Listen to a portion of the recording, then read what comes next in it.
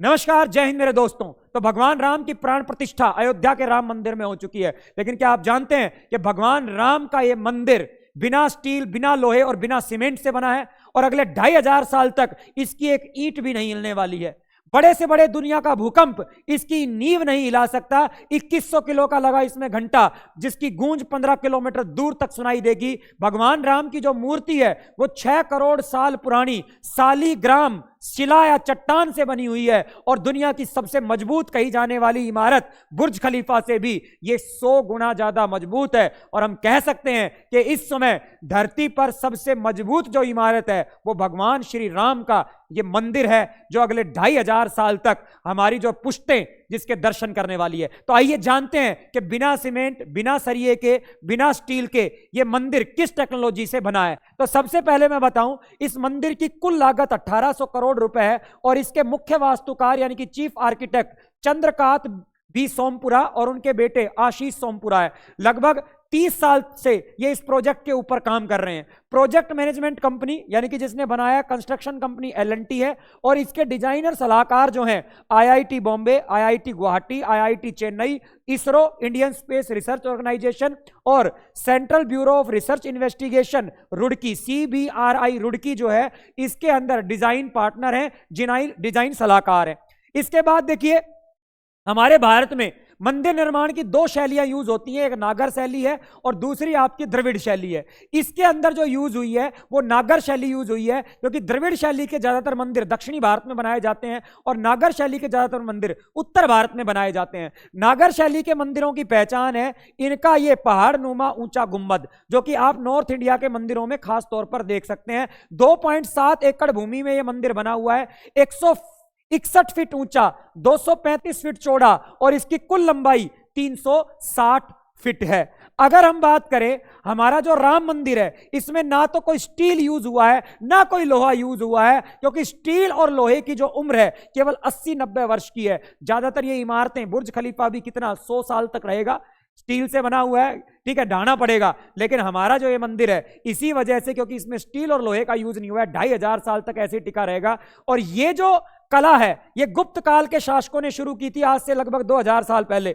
और 2000 साल पुराने आज भी बहुत सारे गुप्त मंदिर आप देखेंगे, ऊंचे ऊंचे मंदिर आज भी आपको भारत के अंदर दिखाई देंगे। ये इसी टेक्नोलॉजी से बने हैं, ना इनमें सीमेंट का यूज हुआ है ना ही इनके अंदर जो है आपका लोहे का यूज हुआ है। और इस मंदिर के अंदर प्रमुख रूप से ग्रेनाइट जो कि कर्नाटक से लाया गया है, बलवा पत्थर, संगमरमर जो कि आपका राजस्थान के मकराना से लाया गया है, और इंजीनियर्ड सॉयल एक विशेष किस्म की मिट्टी होती है जो बेसिकली सिलिका और राख को मिलाकर बनाई जाती है, इसका यूज हुआ है। और इसके अंदर जो अलग अलग चट्टानों को जोड़ने के लिए बेसिकली की एंड लॉक मैकेनिज्म, चाबी और ताला तंत्र का यूज किया गया है, जिसके अंदर बिना सीमेंट का यूज किए हम बेसिकली एक दूसरे के अंदर जो है चट्टान है या ब्लॉक्स हैं इनको फंसा देते हैं। आप यहां देखेंगे यहां होल है और नीचे आप यहां पर चट्टान देखेंगे, इनके ऊपर ये बाहर जो है इस प्रकार से ये पत्थर का जो है एंगल सा निकला हुआ है। इस छेद के अंदर ये एंगल जो है इस प्रकार से फंसा दिया जाएगा और इससे एक दूसरे में चट्टानें क्या हो जाएंगी,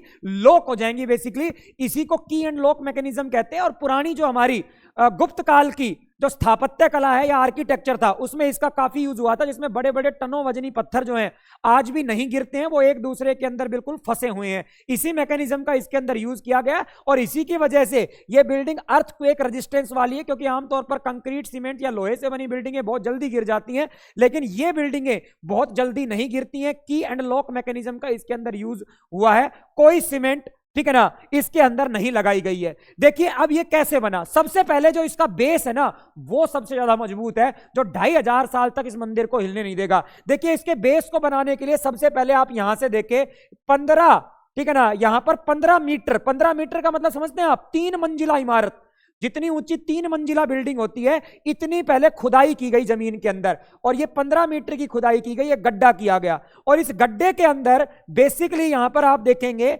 इंजीनियर्ड सॉयल जो अभी मैंने बताई थी राख और सिलिका से बनी होती है, इसकी टोटल 47 परत बिछाई गई है। देखिए यहां पर आप देख रहे हैं ये बुलडोजर परत बिछा रहा है, एक के ऊपर एक, यहां पर आप देख रहे हो ये एक परत बिछाई गई है, इसके ऊपर एक के ऊपर एक के ऊपर एक के ऊपर एक के ऊपर एक परत बिछाई गई है, 47 परत इंजीनियर्ड सॉयल की। और उसके बाद देखो ये स्ट्रक्चर तैयार होता है, ये जमीन के ऊपर आप देख रहे हैं, ये पूरा का पूरा एक चबूतरा सा तैयार हो जाता है यहां पर, और इसके ऊपर फिर M35 ग्रेड की जो रोल्ड कॉम्पैक्ट कंक्रीट होती है, जो कि एस से, डस्ट से और केमिकल से बनी होती है, इसकी 1.5 मीटर मोटी परत बिछाई गई। अब देखो इंजीनियर्ड सोयल जो होती है ना, वो बेसिकली ज्यादा हार्ड नहीं होती है, तो वो बिखर जाएगी, इसलिए इसको मजबूत करने के लिए 1.5 मीटर ऊंची इसके ऊपर M35 की रोल्ड कॉम्पैक्ट कंक्रीट जो है, जो कि एस से बना होता है, डस्ट से, मतलब इसमें भी सीमेंट यूज नहीं हुई और केमिकल, इसको बिछाकर इसको क्या किया गया है, मजबूत किया गया है। और लगभग 30 साल से जो हमारे राम भक्त थे, राम लला के लिए एक एक ईंट लाकर यहां पर जोड़ी हुई थी उन्होंने, उनको भी इग्नोर नहीं किया गया। 2 लाख ईंटें जिनके ऊपर अलग अलग भाषाओं में भगवान श्री राम लिखा हुआ था, वो भी इसी नींव के अंदर डाल दी गई हैं, ताकि भगवान राम के एक एक भक्त की सांसें उसके अंदर जो है जुड़ी रहें।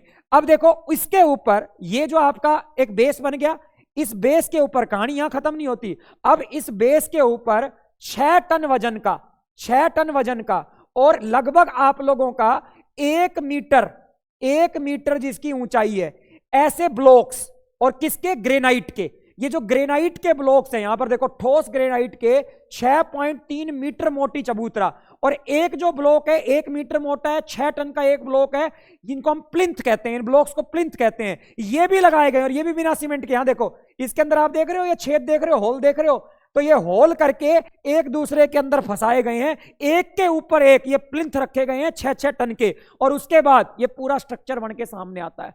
मतलब यहां तक वो चबूतरा बनता है जिसके ऊपर लोग चलेंगे, जिसके ऊपर राम मंदिर बनेगा। मतलब ये वाला जो हिस्सा देख रहे हैं, इसके ऊपर राम मंदिर है। इस पिक्चर में देखेंगे तो मैं ये व्हाइट वाला जो पोर्शन आपको दिखाई दे रहा है, ये व्हाइट वाला पोर्शन, इसकी बात कर रहा हूं। यहां तक केवल ये बनकर तैयार हुआ है।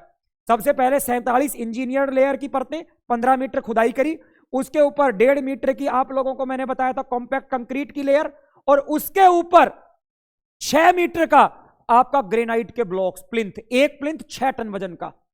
मतलब यहां पर आप एक बात सोचो, क्या बिगाड़ लेगा, क्या बिगाड़ लेगा भूकंप, क्या बिगाड़ लेगा जो है तूफान इसका। मतलब बड़े से बड़े तूफान, बड़ी बड़ी सी हवाएं, अर्थक्वेक, हिलेगा भी नहीं राम मंदिर, आप ये समझ सकते हैं।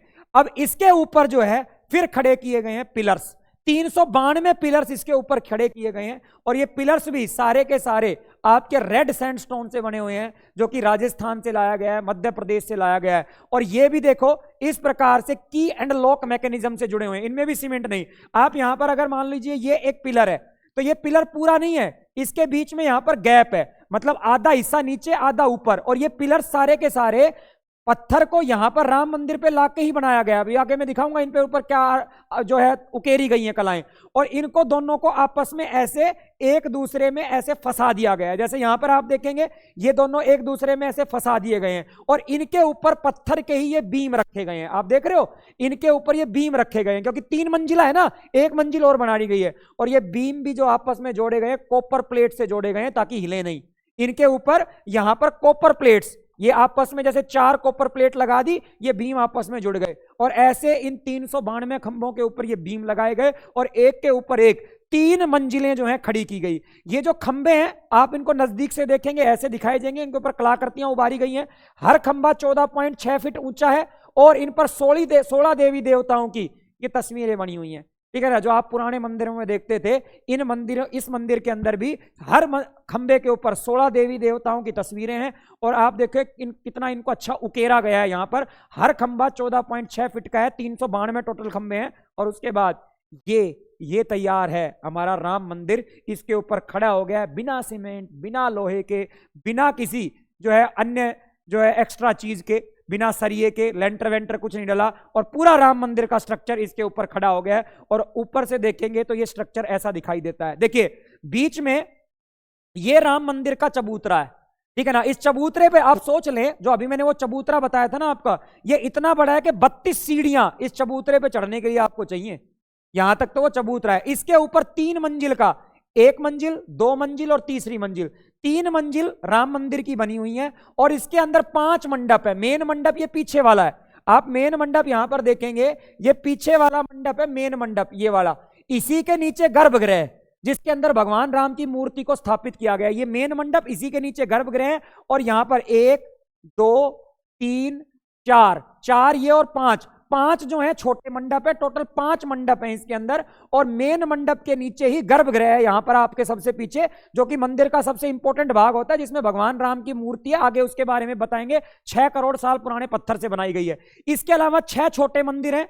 देखो, ये शिव का मंदिर यहां पर, माता भगवती का मंदिर, इसके अलावा मां अन्नपूर्णा का मंदिर यहां पर, ये हमारे भगवान राम के भक्त हनुमान का मंदिर, यहां पर सूर्य देव का मंदिर, और यहां पर गणेश जी का मंदिर। ये आपके 1 2 3 4 5 6 छोटे मंदिर लगाए गए हैं। और ये भगवान राम का 2.7 एकड़ का जो है मंदिर का जो है आपका कंपाउंड है। ये बात आपको ध्यान में रखनी है। टोटल कितनी मंजिल बनाई? 3। और 5 मंडप, इनका नाम देखो। मंडप में क्या करते हैं जो श्रद्धालुगण आते हैं? भजन कीर्तन, नाच गाना, ठीक है ना, ये सब काम करते हैं। एक मंडप का नाम नृत्य मंडप, रंग मंडप, सभा मंडप, प्रार्थना मंडप और कीर्तन मंडप। ये 5 इसके अंदर मंडप हैं। और 6 छोटे मंदिर, 3 मंजिल, 57,000 वर्ग फुट का ये टोटल जो है बिल्डअप एरिया इसके अंदर बनाया गया है। मंदिर का सबसे इंपॉर्टेंट भाग गर्भगृह होता है, जो मैंने बताया था मेन मंडप के बिल्कुल नीचे है। ये गर्भगृह जो है, ये पूरा का पूरा, जहां पर रामलला की मूर्ति जो है विराजमान होगी, ठीक है ना। ये वाली मूर्ति आपको पता है, जिसका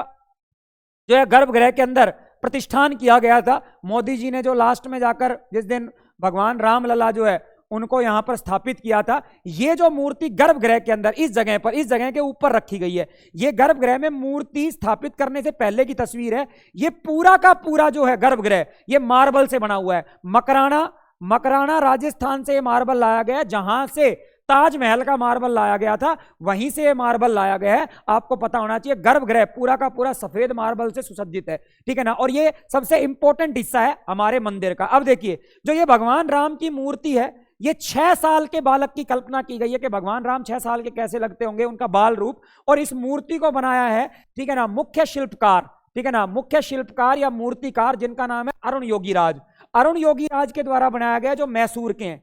इस मूर्ति को बनाने के लिए यहां पर देखो अन्य मूर्तियां भी बनाई गई हैं इसमें, जैसे विष्णु की मूर्ति है, भगवान जो है आप लोगों के गणेश की मूर्ति है, आपके हनुमान जी की मूर्ति है, ये भी बनाई गई हैं। लेकिन इसके लिए जो ये शिला लाई गई है, शालिग्राम शिला, ध्यान रखना, शालिग्राम एक रिवर है, गंडकी नदी है, जिसको भारत में गंडक नदी कहते हैं, नेपाल से आती है। और नेपाल में इस गंडकी नदी के अंदर काले रंग के पत्थर पाए जाते हैं, जिसे शालिग्राम पत्थर कहा जाता है। और कहा जाता है ये पत्थर लगभग 60 मिलियन पुराने हैं, 6 करोड़ साल पुराने हैं।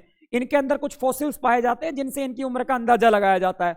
और ये पत्थर नेपाल में गंडकी रिवर से मंगाए गए थे, 2 पत्थर। एक पत्थर का वजन 30 टन है, दूसरे पत्थर का वजन 14 टन है। 14 टन 30 टन, ठीक है ना। ये 2 पत्थर मंगाए गए थे। जो ये काला वाला पत्थर है, ब्लैक कलर वाला, थोड़ा सा डार्क, इससे भगवान राम का बाल रूप बनाया गया है, जो मेन मूर्ति है, जो कि आपके गर्भगृह में स्थापित की गई है। और बाकी मूर्तियां जो हैं वो इस 30 टन के पत्थर से छोटी छोटी मूर्तियां बनाई गई हैं।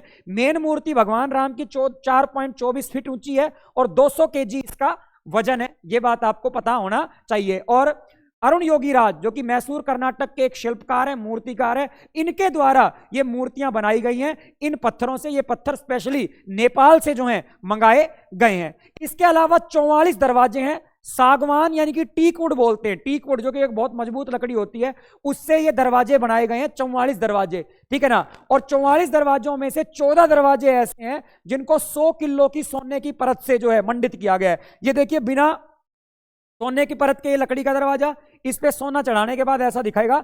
टोटल 44 सागौन या टीक वुड के दरवाजे हैं।